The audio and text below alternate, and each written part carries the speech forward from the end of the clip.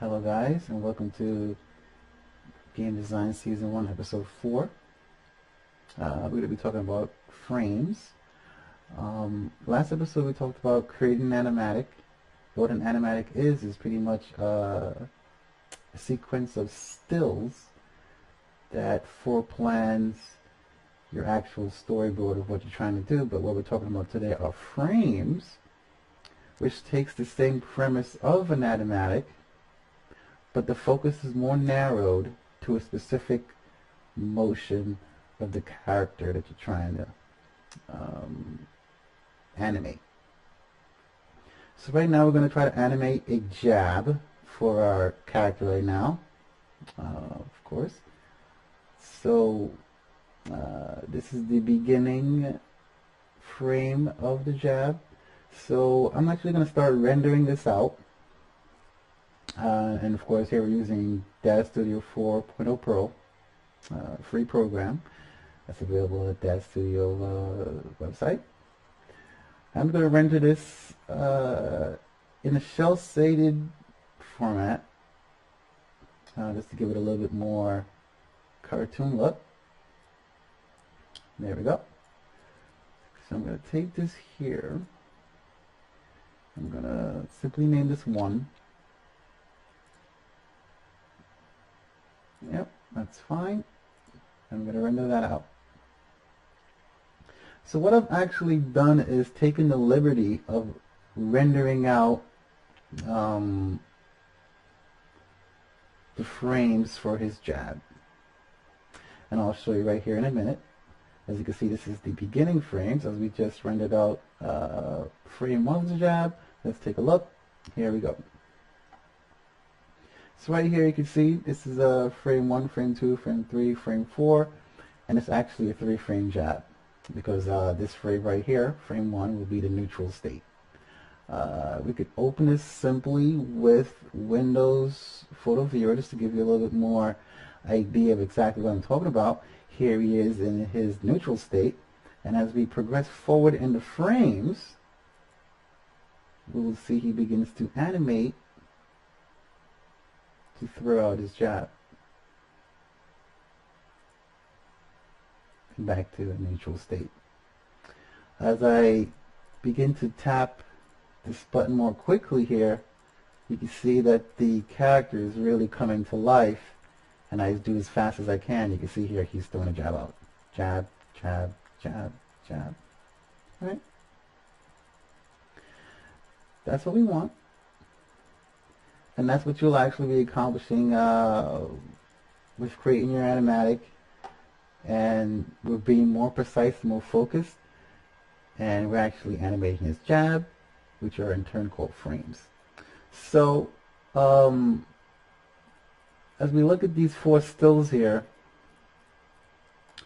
there are going to be some editing involved that we'll have to do. And I'm actually going to be using Fireworks 8 here. It's a little bit old school. I know some of you guys like Photoshop and such.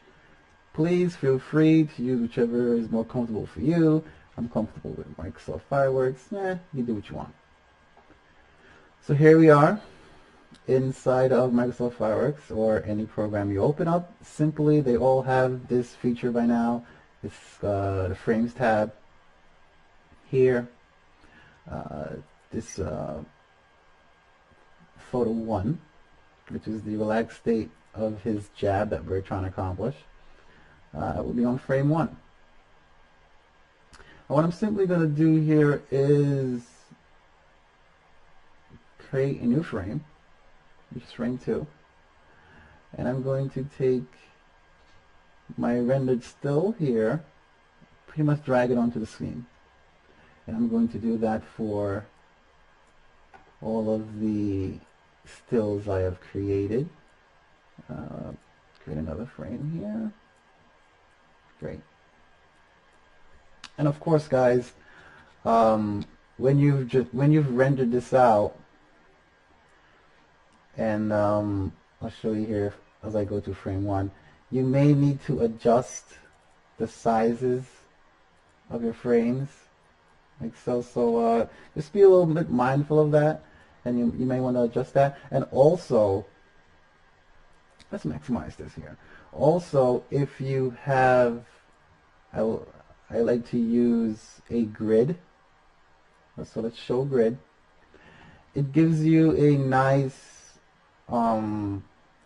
way to set up your photos. So you want to make sure that they're all in the relatively same area. So let's see here if this is correct. See like here we have his foot in between these 4 square grids here. We just want to make sure that his left foot is in the same position for all of them, so we make sure we have a uniform format. And of course this frame's a little too big, so we have to do a little bit of adjustments. That's fine. Let's just bring it down a bit here and such. All right. There we go. Great.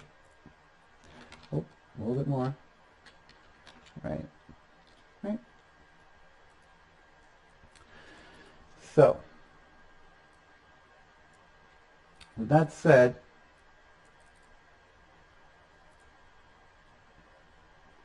we have the beginning structure of our jab here. 3-frame jab.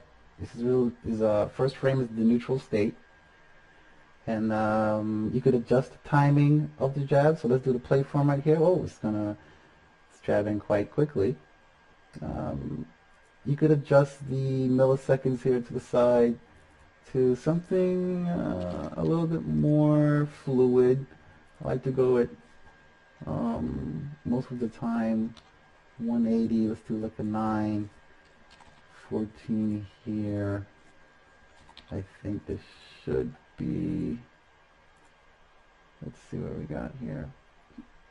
Yeah, that's kind of good with what we want to do right now. So we've actually just completed the frames of animation for our character's jab. Right? Now, of course, we can't talk about frames without talking about, yes, we can't talk about frames of an attack without talking about hitboxes. It's a little bit advanced, hitboxes, but we'll get into it here in this episode here. A hitbox is generally the position, the area which your character can inflict damage onto the opposing character. So I'm actually going to create your classic look of your hitbox frame.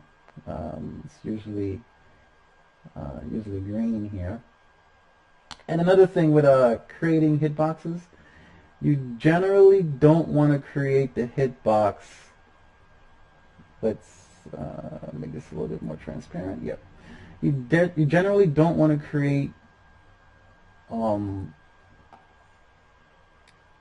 the position of your hitbox right at the edge of your character's, in this case, a jab. You want to extend the hitbox a bit away from your character, just a tad. It just makes things come together a lot better in the long run, especially when we're talking about hurt boxes. Now, we just talked about hitboxes, but as hurt boxes, of course, a hitbox is when your attacking character can inflict damage, but your hurt box is where you can receive damage. And typically your hurt box would be red. Oh.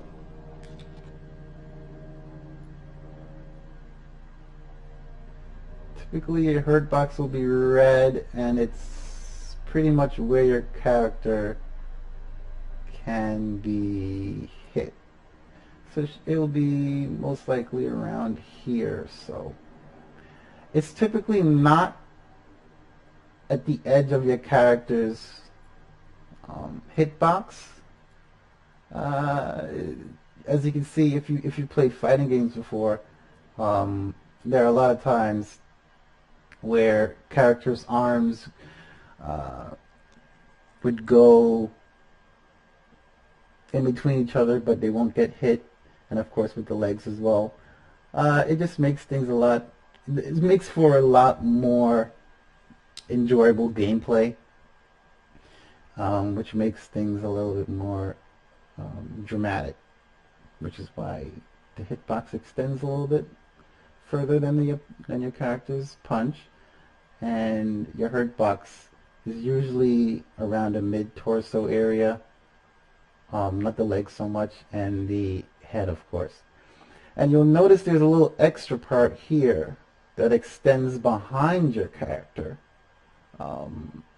If a lot of you play advanced fighting games, you would notice that this area right here is the area that you could generally be crossed up on. And what that means is if the opponent jumps over this character and throws out a kick of sorts, here you'll be hit on the other side. That's actually called a cross-up. But we'll get into that more later. This is a little bit, getting a little bit advanced right now, but we're just talking about this because it's going to be coming up fairly quickly, because we have created our animations for our characters, and thus creating animatics. We are bringing it more precise down to actual movements of jabs, which are called frames, and now we're talking about hitboxes and hurt boxes. A lot to take in, but of course it's definitely what you're going to need to get going. So if we look at what I like to do is put the actual hit boxes and hurt boxes on all of my frames. So we'll start here with frame 1, just to give you a gauge of where your character, the range of your character's attack. Okay, and we'll put it here as well. So if your character is here in this position here, semi-neutral state, beginning his jab, you'll see that around this area, which is why this grid format works really well, shows you about exactly where your character is going to be able to attack the opponent. So they have to come within this range to be hit by the jab. Alright? So we put the hitbox and hurtbox here as well. It's just for us to visually gauge what's happening within all the frames of animation. Now let's play that, and we'll see here that right here. And again, guys, if this does look a little weird to you, you do have the option to adjust your frames. For instance, we can sub out the first frame for the second frame. And what that means is that a simple deletion of the first frame,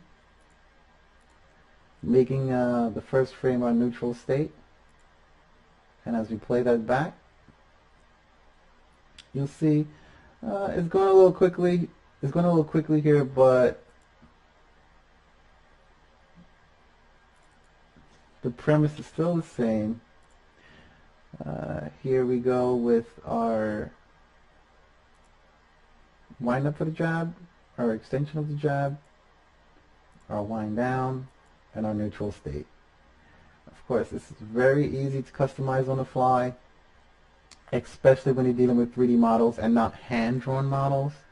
So this is another reason why I like working with 3D models when creating a fighting game.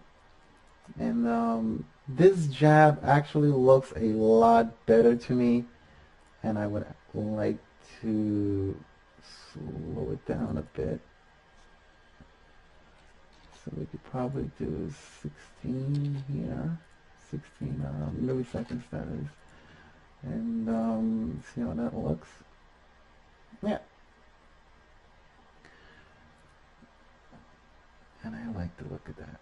So just gonna make our hurt box transparent for now. And there's our jab. And of course, when you have all your frames laid out like this, it's very easy to see little quirks and problems that may arise, and you could adjust them, which is great. And of course, at any time you can go back and re-render another frame of the jab and add it into your frames of animation here. But I like this jab, it looks good. Has nice range. So guys, we've talked about creating our character, creating the animations, thus producing an animatic, taking those animatics and narrowing it down and making it more focused and turning that into frames, and taking these frames and applying a dramatic range to it and applying hitboxes and hurtboxes. I thank you guys for watching. I'll see you guys in the next video.